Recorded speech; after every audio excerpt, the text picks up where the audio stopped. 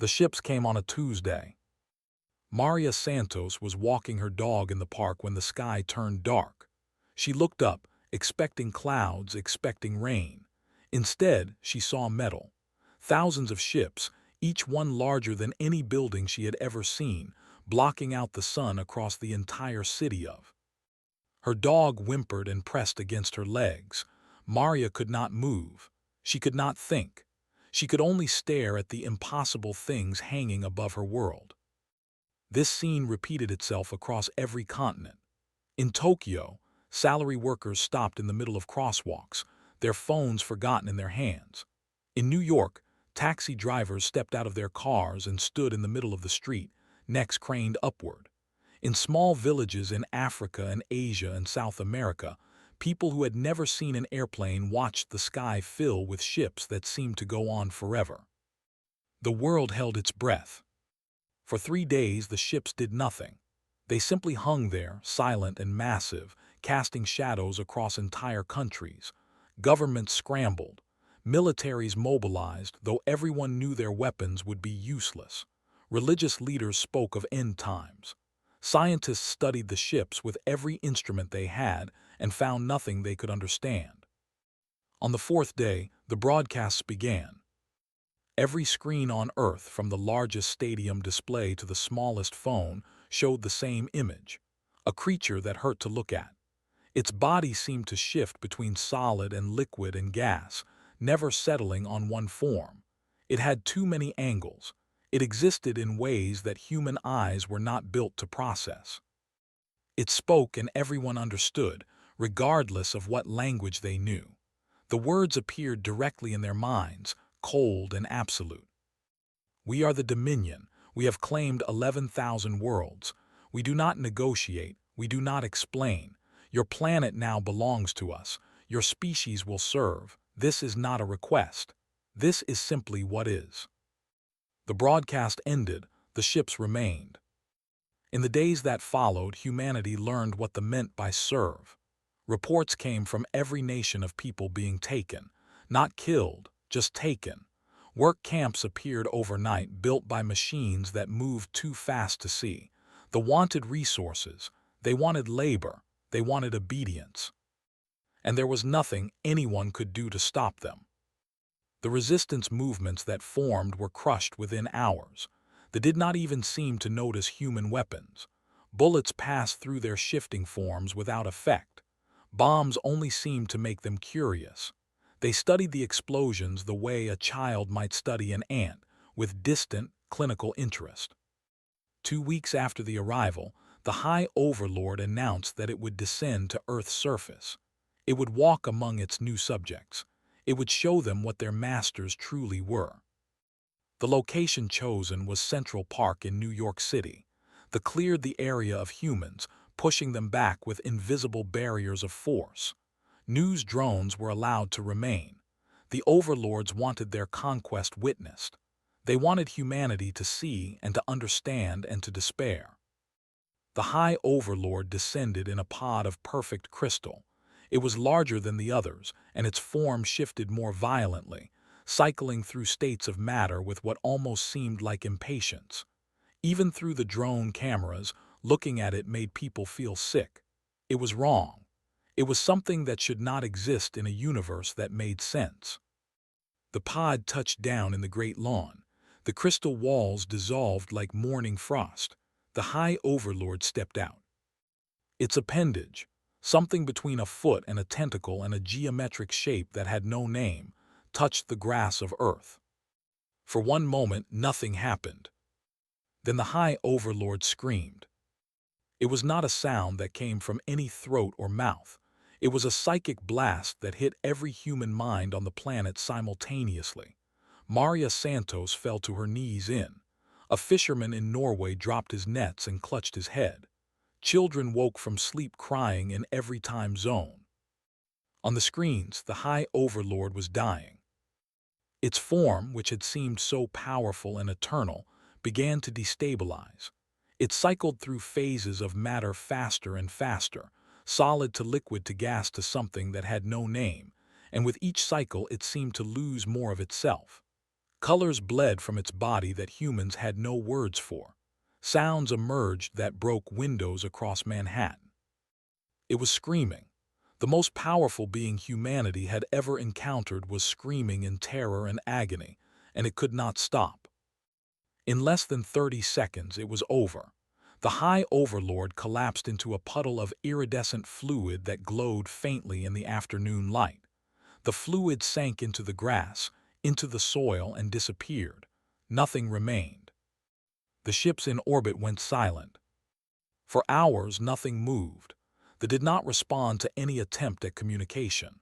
Their work camps stood empty, their machines frozen mid-task. Humanity waited, terrified and confused, not understanding what had happened but knowing that something fundamental had changed. Then 3 more overlords descended. They chose different locations this time. One landed in Beijing in the center of Square. One landed near where Maria Santos had first seen the ships. One landed in Lagos on a beach of white sand. People were not cleared away this time. They did not seem concerned about witnesses. They seemed desperate. They needed to understand what had killed their leader. Each overlord touched the surface of Earth. Each overlord died in exactly the same way.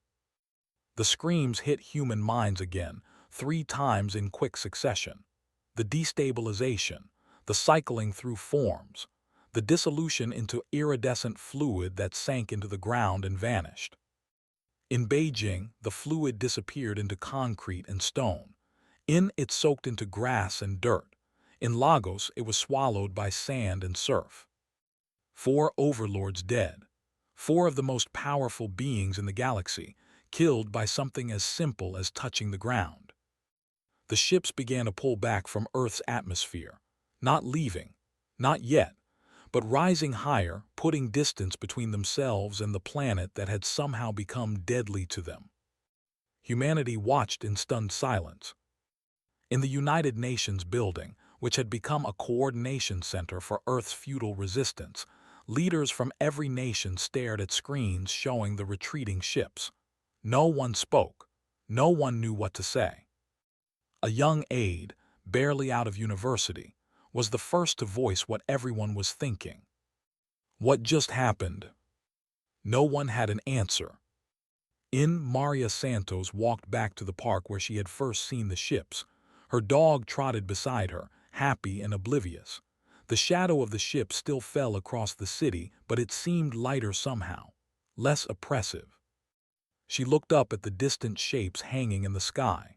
For the first time since the arrival, she did not feel afraid. Something had happened. Something had changed. The monsters that had come to enslave her world had discovered that Earth was not what they expected. It was not a prize to be claimed. It was not a resource to be exploited. It was something else entirely. And whatever that something was, it had killed 4 of their masters in a matter of seconds. Maria did not understand what had happened. No human did. But as she stood in the park with her dog, watching the ships retreat ever so slightly higher into the sky, she felt something she thought she had lost forever. She felt hope. Above her, in their crystal vessels, the Dominion experienced something they had not felt in 10,000 years of conquest. They felt fear. The High Council convened in the largest chamber of their command vessel. It was a room designed to intimidate, with walls that shifted and flowed like living things, and a ceiling that opened onto the cold void of space. 12 council members hung in their suspension fields, their forms flickering with agitation. They had conquered 11,000 worlds. They had broken empires and crushed civilizations and reduced proud species to servants. Never, in all their long history, had they encountered a world that could hurt them. Until Earth. The debate began immediately and grew heated within minutes. The council spoke in frequencies that human ears could not detect, but if any human had been present, they would have recognized the emotions clearly enough. Anger, confusion, fear. "We should burn it," the first voice declared. Its form into sharp angles, a display of aggression. sterilize the planet from orbit, turn it to glass and ash and forget it ever existed. And what would that teach us? The third voice responded. Its form remained fluid, rippling with what might have been concern. We do not understand what killed them. If we destroy the planet, we destroy our chance to learn. And if this threat exists elsewhere, we will encounter it again. Nothing like this has ever existed elsewhere. It is an anomaly, a freak. 4 overlords dead in a single day is not an anomaly. It is a pattern. The argument continued for hours. Ships held position.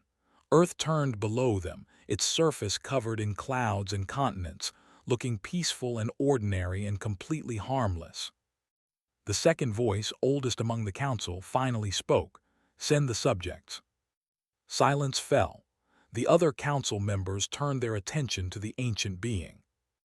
The prisoners, the second voice clarified. The ones we have collected from our conquered worlds, send them to the surface. Let them walk where our masters fell. We will observe, we will learn, and then we will decide. It was not a popular suggestion, but it was a practical one. The council agreed. Within hours, ships descended from the fleet carrying beings from a dozen different species. There were the insect-like creatures with compound eyes and trembling antennae. There were the hulking beings of living stone who had once built an empire of their own before the came. There were others, representatives of worlds that had been conquered so long ago that their original names had been forgotten. The prisoners were released in Central Park, in the exact spot where the High Overlord had died. Drones watched. Sensors recorded. The council observed from orbit, waiting for the subjects to dissolve as their masters had. They touched the grass with their many legs. Nothing happened. They pressed their stone hands into the soil. Nothing happened. One by one, each species walked across the park, sat on benches, touched trees and rocks and water. They were confused and frightened, not understanding why they had been sent here or what they were expected to do. None of them died. None of them even felt ill. The council observed in growing confusion. Whatever killed them was specific. It targeted only them, leaving other species completely unharmed. A weapon, the first voice insisted. The humans have developed a weapon that targets our biology specifically. They are more advanced than we believed. Impossible, the third voice countered. We have studied their technology. They are barely capable of reaching their own moon. They could not create something that kills by touch. Then how do you explain this? No one could. Doctor had been studying alien biology for most of her career. Before the invasion, this had meant examining meteorites and theorizing about the conditions that might support life on distant worlds. She had never expected to study actual aliens. She had certainly never expected those aliens to start dying the moment they touched Earth. She was part of a hastily assembled international team, brought together in a bunker beneath the Swiss Alps. Scientists from every nation, working together for the first time in human history, trying to understand what had happened.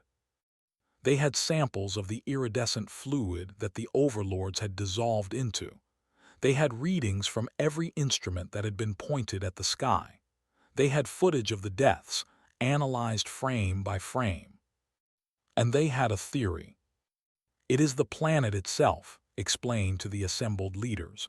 She spoke in English, which was translated in real time to a dozen different languages. Not a weapon, not a defense system, just Earth. The Secretary General of the United Nations leaned forward. I do not understand. What about Earth could possibly kill beings that have conquered thousands of worlds? Took a breath. She had spent 3 days without sleep developing this theory, and she was still not certain it was right. But it was the only explanation that fit the evidence. Death, she said simply. Earth is saturated with death. The room went quiet. She continued. Our planet is 4.5 billion years old. For most of that time, it has been covered with life. And all of that life has died. Every single organism that ever lived on Earth has died and decayed and been absorbed back into the soil, the water, the air. Every breath you take contains atoms that pass through countless dead things. Every glass of water holds molecules that dinosaurs drank, that ancient fish swam in, that the first bacteria excreted before dying. She pulled up images on the screen behind her. Fossils, bones, microscopic images of soil teeming with the remains of countless organisms. We are built from corpses. Our bodies are made of recycled death. The carbon in our cells, the calcium in our bones, the iron in our blood. All of it came from things that lived and died before us. We have evolved to exist in this environment. Death is woven into our biology at the molecular level. The Secretary General looked pale, and they evolved somewhere else, somewhere without organic death as we understand it. There, whatever it was like did not prepare them for this. When they touched Earth, they touched something their bodies could not process, something fundamentally incompatible with their existence. You are saying we killed them by accident. Nodded slowly. I am saying Earth killed them just by being what it is, a graveyard, the largest, oldest, most concentrated graveyard in the known universe. The room was silent for a long moment. Can we use this? A general finally asked. Can we weaponize it? We do not need to, replied. We already are the weapon. Every human, every animal, every plant on this planet is toxic to them. We carry death inside us because we were born from death. They cannot touch us. They cannot set foot on our world, and they know it. Above Earth, the Council had reached the same conclusion. The third voice had been analyzing data from the probes and the prisoner observations. Its findings matched what the human scientists had theorized, though it expressed the concept differently. The planet is contaminated, it reported to the Council. Not with radiation or disease, but with organic decay on a scale we have never encountered. The native life forms have evolved to process this contamination. We have not. Our masters touched a world made of death, and death claimed them. Then we burn it, the first voice repeated. We cannot allow such a world to exist. It is a threat to the Dominion. Is it? The second voice asked quietly. We have encountered this world now. We understand its danger. We will simply never touch it. The universe is vast. We have 11,000 other worlds. Why should we care about one small planet that we cannot use? Because word will spread, the first voice replied. Its form crackled with energy. The subjects we sent to the surface. They know, they saw us die, they saw us afraid. If this information reaches our conquered worlds. The sentence did not need to be finished. The Council understood. For 10,000 years they had ruled through fear. They were invincible, untouchable, eternal. Their subjects obeyed because they believed resistance was impossible. But now 4 overlords had died on a single world, screaming, helpless, dissolving into nothing. If the conquered species learned about this, everything would change. We contain this, the first voice declared. We destroy the planet, destroy the subjects who witnessed our weakness, and erase all record of this world from our archives. It will be as if Earth never existed. The vote was called. The Council deliberated. In the end, they chose a different path. We cannot destroy what we do not understand, the second voice ruled. We will retreat. We will study from a distance. We will learn, and when we understand this threat, we will return. The ships began to move, slowly at first, then faster, pulling away from Earth's orbit. The conquered subjects were taken back aboard, but not to prison cells. They were placed in isolation, their memories scheduled for erasure. It did not work. Among there were those with perfect recall, whose memories could not be erased by any technology. Among there were those who had already spoken to others before the isolation order came. And among the humans, who they had not bothered to silence, the story was already spreading. The overlords could die. The overlords had died, weeping and screaming, on the surface of an ordinary world. And that world was still there. Its people were still free.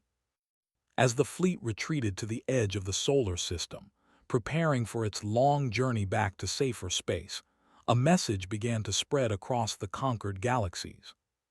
It was not a declaration of war or a call to arms. It was simpler than that. It was just a name. Earth, the world that killed gods. The first rebellion began on Prime, 3 months after the retreat from Earth. It was not a large rebellion, just a few hundred workers in a processing facility who refused to continue their shifts. They did not fight. They did not run.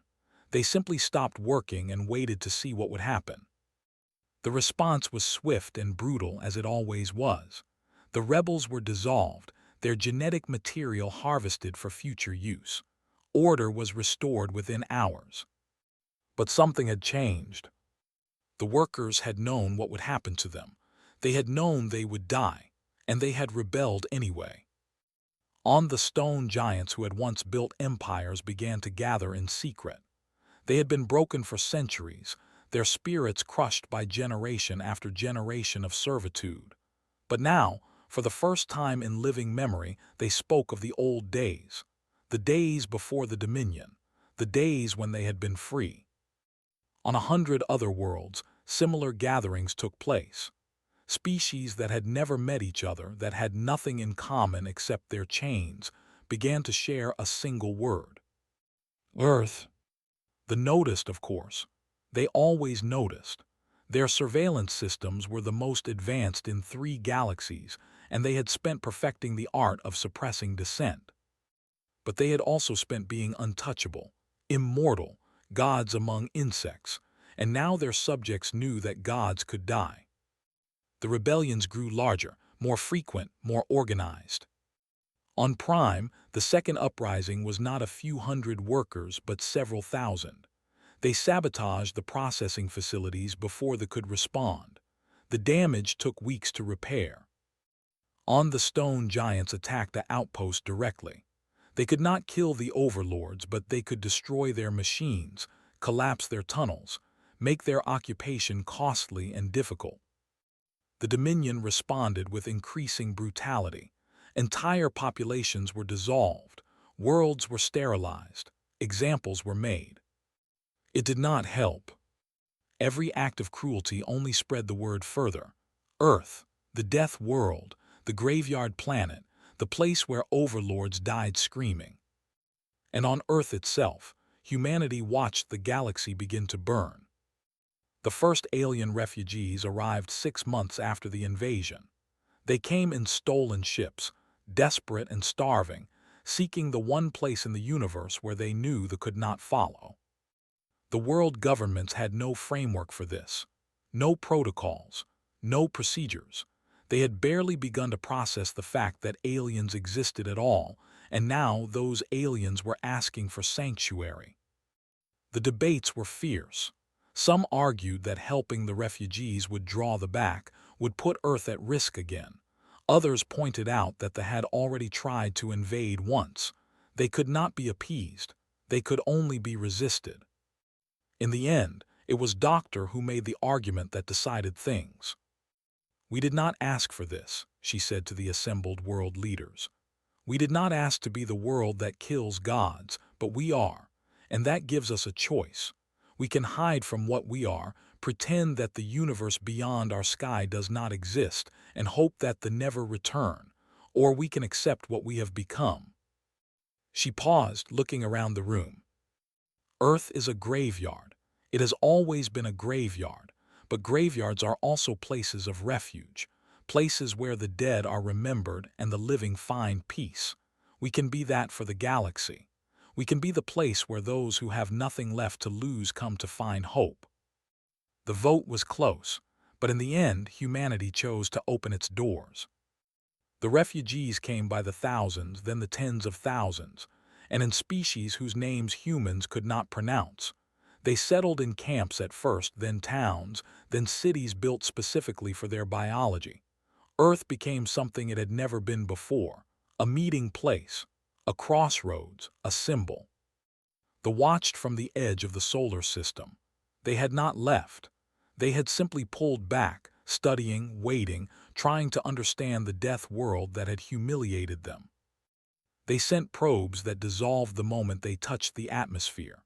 They sent prisoners who walked freely across the surface while drones recorded everything. They analyzed the molecular composition of Earth's soil, water, and air with instruments that could detect individual atoms. They learned much, but they could not overcome what they had learned. Earth was death, not metaphorically, not symbolically, actually, genuinely, physically death. 4.5 billion years of organic decay had created an environment so saturated with the remnants of dead things that it was fundamentally incompatible with biology. The Overlords could no more walk on Earth than a human could walk on the surface of the sun. The second voice, now leader of the council after the first voice had been dissolved in a leadership dispute, made a decision that would have been unthinkable a year earlier. They would negotiate. The human who received the message was a diplomat named James. He had been chosen for the task because he was calm, patient, and fluent in 6 languages, though none of those languages would help him here. They spoke directly into his mind as they had done during the initial invasion, but the tone was different now, less commanding, almost hesitant. "We wish to discuss terms," the second voice communicated. "The Dominion recognizes Earth as a sovereign world, not subject to our authority. In exchange, we ask that you do not spread your contamination to our other territories." James relayed the message to the world leaders. The response took less than an hour. "We reject your terms," James replied, his voice steady despite his racing heart. "Earth is already spreading. Your subjects know about us. They come to us for refuge. They carry our story back to there. You cannot contain what has already been released." There was a long pause. When the second voice spoke again, there was something in its tone that James recognized. He had heard it in human voices many times before. "Fear. What do you want?" James smiled. It was not a kind smile. "Freedom," he said. "For every world you have conquered, for every species you have enslaved, release them, all of them, and we will let you retreat to whatever corner of the universe you came from. That is our only offer." The negotiations lasted for months. They argued, threatened, stalled. They tried to find alternatives, loopholes, compromises that would let them retain some fragment of their empire. But they had no leverage. They could not invade Earth. They could not threaten its people. They could not even approach it without dying. And every day they delayed, more rebellions broke out across their territory. More subjects escaped to Earth. More worlds heard the story of the Death Planet and the masters who had fallen there. In the end, the Dominion accepted humanity's terms. They released their conquered worlds, their forces. They retreated to a distant cluster of stars, far from Earth and its deadly soil. The galaxy celebrated. Species that had been enslaved tasted freedom for the first time. Worlds that had been stripped of resources began to heal. An empire that had seemed eternal crumbled in less than 2 years. And humanity found itself at the center of a new galaxy. They had not asked for this role. They had not wanted it. They were a young species, barely past their industrial revolution, still fighting among themselves over petty differences that now seemed absurd in the face of what they had encountered. But they were also the death world, the graveyard planet, the place where gods came to die. Doctor stood on the observation deck of humanity's first interstellar ship, looking out at the stars. She was older now, her hair gray, her face lined with years of work and worry. But her eyes were still sharp, still curious, still seeking answers to questions no one had thought to ask. Behind her, the ship hummed with activity. Human and alien crew members worked side by side, navigating by systems that combined technology from a dozen different worlds. They were headed to Prime, the first of many diplomatic missions that would shape the new galactic order. A young officer approached her, its stone body grinding softly with each step. "Doctor," it said, its voice like gravel rolling downhill. "The captain asks if you would like to address the crew before we arrive." Considered for a moment, then shook her head. "No speeches," she said. "We did not save the galaxy with words. We saved it by being what we are, by existing, by surviving on a world that turned out to be the most dangerous place in the universe." She turned back to the viewport, watching the stars stream past. "My people have a saying," she continued. "From death, life. We always thought it was just a metaphor, a comfort for those who grieve. But it turns out it was literally true. Earth is death, and from that death a whole galaxy found life again." They stood beside her in silence for a long moment. "We have a saying too," it finally replied. We say that the strongest stone is forged in the deepest fire. Your people were forged in something deeper than fire. You were forged in death itself." Smiled, thinking of her home, the grass in the parks, the soil in the gardens, the air she had breathed every day of her life without ever knowing what it contained. "We were just living," she said, "eating and breathing and dying and being born like everything else on our world. We did not know we were dangerous. We did not know we were special. And now that you know." She thought about the question for a long time before answering. "Now we try to be worthy of it," she said. "Not just the death, but the life that comes after. The galaxy looked at us and saw monsters, beings made of corpses, carrying extinction in our cells. But we are also the species that took in refugees, that fought for freedom, that chose hope when despair would have been easier." She placed her hand against the viewport, feeling the cold glass, watching the infinite darkness beyond. "Earth taught us that death is not an ending. It is a transformation. Everything that dies becomes something new. They did not understand that. They saw death as the enemy, something to be avoided, something to be conquered. But you cannot conquer death. You can only accept it, learn from it, build with it." They made a sound that might have been agreement. "We will tell this story to our children," it said. "The story of Earth, the death world that gave us life. They will remember." "That is all any of us can ask," replied. "To be remembered, to have mattered, to have left something behind that grows and changes and becomes new." The ship continued on through the darkness, carrying its cargo of humans and aliens, of death and life, of endings and beginnings. Behind them, Earth turned slowly in the light of its sun, a blue marble in the black, a graveyard that had become a cradle, a world that had taught the universe a truth it had forgotten. Everything dies, but some things learn to make death beautiful.